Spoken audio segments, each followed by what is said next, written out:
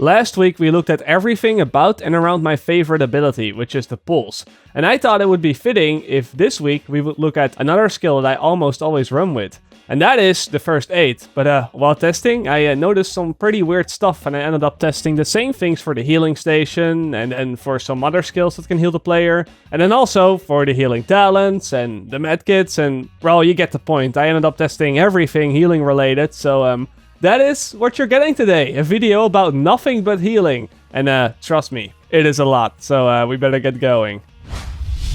Let's start off simple by taking a very basic look at the first aid skill. At level 30, with 0 skill power, the base form of the first aid will heal both yourself and an ally for 7,390 HP. The range on it starts off at 3 meters. Now this range should not be mistaken with the diameter. The range is how far the heal extends from the middle. The diameter of the heal is actually twice that amount, which is 6 meters. Then the deployment range starts off at 40 meters and the cooldown starts at just under 42 seconds. Now, of course, with more skill power, some of these numbers can be increased. Both the self-heal and the ally heal, they can cap out at 100,000 HP. And the cooldown, that can be as short as 20 seconds. The range and the deployment range, however, they can only be increased through the use of performance mods. And yes, I know, performance mods, those things that you always end up deconstructing. The caps for those two values are currently not known. Now, just like with the pools, different mods for the first aid can give you extra benefits, but these benefits are never just for free. Just take a look at the first mod, for example. This one allows you to revive allies with it, but it will also increase the starting cooldown by quite a large amount. Then the next one, the Overdose Mod, heals you or an ally for a lot more health than the base skill. But the starting range is only 2 meters, which means that the diameter actually takes an even bigger hit, because instead of it being 6 meters, that is now, of course, only 4 meters. And then last up we have the booster shot, which increases your damage by 13.16% and your damage resistance by 15%. Both of these bonuses are not affected by skill power, but don't ask me why the damage boost is such a weird number. I really don't know. All I know is that those are the results that we got on both players and on NPCs. The first aid, of course, also has a master mod, and this one allows every variation of the heal to stay in place for 5.5 seconds, so that everybody can walk over its area and get healed. Currently, this is a little bit bugged because allies can actually exit and then re-enter the area of effect so that they can benefit from the heal multiple times. And this allows players to be healed for up to 4 times of the intended amount. And makes the first aid currently a must-have in any PvP situation. Now, one thing that's also pretty important to note throughout this video is that all the healing abilities stack. So if you drop multiple first aids on top of one person, none of that healing will be lost, unless, of course, the person is already at full health. The only things that do not stack are the additional bonuses. For the first aid, it is the damage reduction bonus that the booster shot gives you. But let's move on to the support station. At level 30, with 0 skill power, the base version of the support station will start off with a range of 8 meters, which again is how far the healing extends from the middle. So the actual diameter for the support station is twice that amount, 16 meters. The healing rate starts off at just over 400 HP a second, the revive time starts off at 5 seconds, the duration starts off at 30 seconds, the health of the box itself at 5,375, and the cooldown at a very large number of 83.3 seconds. Again, more skill power can increase these statistics. For example, the healing rate can be as fast as 5,000 health per second. The health of the station itself can be up to 75,000, and the cooldown can be reduced to only 20 seconds. The revive time, the range, and the duration can also be increased, but only through gear and gear mods. The caps for these are 3 seconds on the revive, 15 meters on the range, resulting in a diameter of 30 meters, but the cap for the duration, that one is currently unknown. And just as always, different mods can offer different bonuses, but always at the cost of something else. The life support mod, for example, which will automatically revive anyone in the area, only has a range of 6 meters instead of 8. The immunizer mod, which makes you immune to crowd control, has a shorter lifespan than the other ones, only 24 seconds. And the ammo cache, which will provide ammo and reduce your normal skill cooldowns by 30%, has a lower healing rate per second. And yes, you heard that right, the ammo cache only reduces the cooldowns for your normal skills by 30%. It does not affect your signature skill cooldown in any way.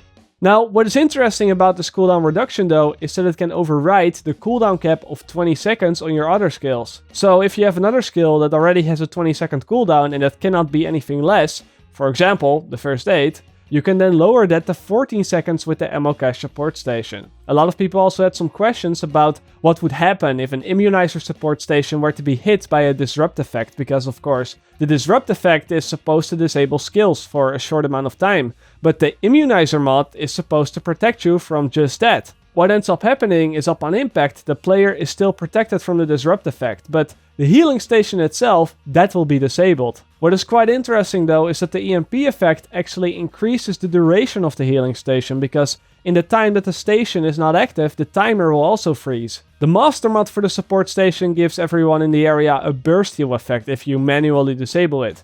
The amount of healing you get from this burst heal is not affected by skill power, and although it's quite difficult to say what the exact amount is that you get, my best guess would be 15,000 health. This health can also be given in the form of an overheal if players are already at full health or of course close to full health. One thing to note down about the support stations, and I kinda already said this when we were talking about the ammo cache station, but that is that you never want to run the same support station twice. Yes, the healing of multiple support stations, they do stack, but the added effects, such as the cooldown reduction on skills, they do not stack. Besides that, there also seems to be a bug with the way that they are scripted, which can prevent players from actually benefiting from these effects.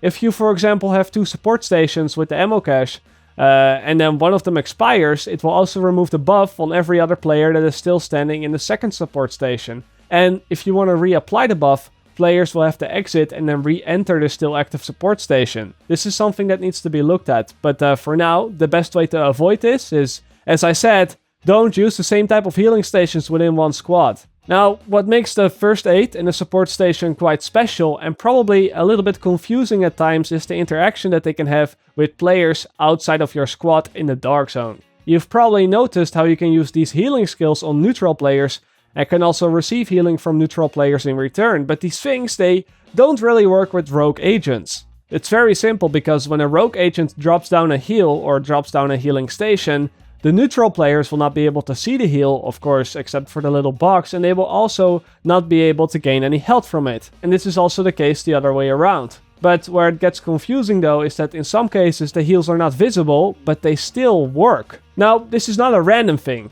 You see, when 2 players haven't been shooting at each other for 20 seconds in a row, the game considers them not to be in combat anymore with each other, and even though one of the players may still be a rogue player, after those 20 seconds, they will be able to heal each other regardless. The thing is though, is that because one of the players is still rogue, you will not be able to see each other's heals visually, and that makes things pretty confusing. So just remember this. The heals always work if you haven't fought each other for 20 seconds in a row, but you can only see each other's heals if neither of you are rogue. Now, besides the first aid and the healing station, there are also some other skills that can give several healing bonuses. And no, I'm not just talking about the recovery link, we'll get into that soon enough. The thing I'm on about is the Recharger mod for the smart cover and the Kinetic Breaker mod for the ballistic shield. And I'm going to start off with the Recharger mod. Now, this mod heals everyone in smart cover for around 500 HP a second and reduces skill cooldowns by 15% as well. If you were to stack multiple of these together, you have to take note that the healing effects, they do stack. So with 2 of these, you'll be healed for 1000 HP a second. But the cooldown reduction, they do not stack. Also, just like with the ammo cache, the skill cooldown reduction is only for the normal skills, not for the signature skills. Now here's something that you might also be interested in, because you can actually stack the skill cooldown reduction of the Recharger mod with the ammo cache support station. However, these skill cooldown reductions are calculated multiplicative and not additive, which means that with a 30% and with a 15% cooldown reduction, you will end up with a total cooldown reduction of 40.5% instead of the 45% that you would have gotten if it were to be calculated additive. Luckily for us, the Kinetic Breaker mod is not that complicated. It gives the user 7.5% of all the damage done to the shield back as health. 7.5% may not seem like a lot, but the thing is that the shield does not have the damage mitigation that your character has from armor. So enemies are naturally going to hit for a lot more damage on the shield, giving you 7.5% health of a higher number. Now, there are types of damage reduction in this game, for example the Survivor Link, which does reduce incoming damage against the shield. But that's something for a future episode about damage mitigation and not something that I want to go into now. And now that we've talked about all the regular skills, let's take a quick look at the Recovery Link, because the Recovery Link does 2 things.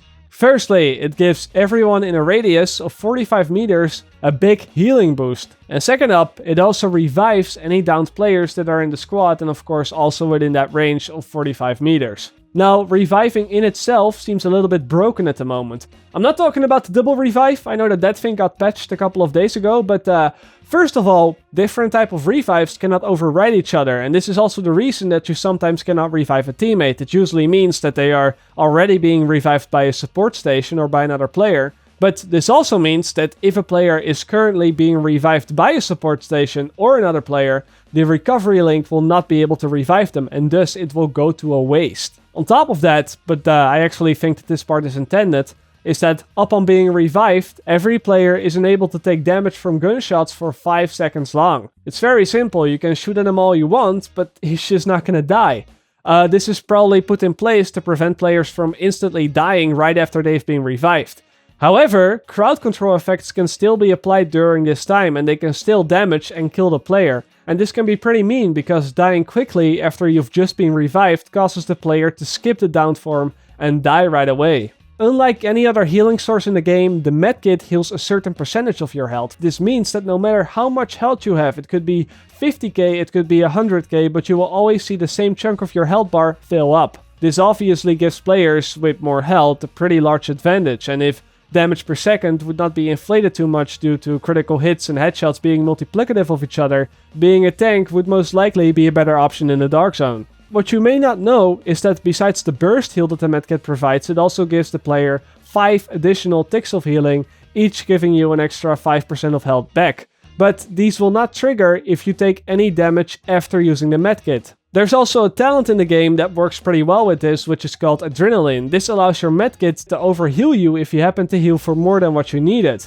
Currently, this talent has a small bug to it, which makes it just a little bit more powerful than it should be, because if the healing over time effect that comes from your medkit hits the overheal health bar for a second time, then the overheal health bar will be completely filled up. Now, the amount of health that the overheal health bar has is always 50% of your maximum health. But even with 140k health, it fills up instantly if the medkit ticks for a second time on the overheal health bar, essentially giving me around 65,000 extra health. Another talent that works very well with the medkit is the critical save, because this talent gives you 40% damage reduction for 10 seconds if you were to activate this at low health.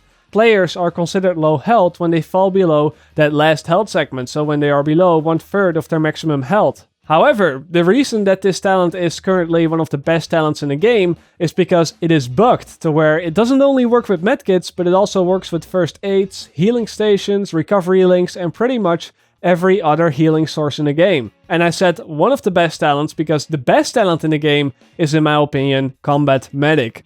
Not only does this talent apply the medkit heal to everybody in a 20 meter radius, but it also heals up your skills, like the turret and the support station.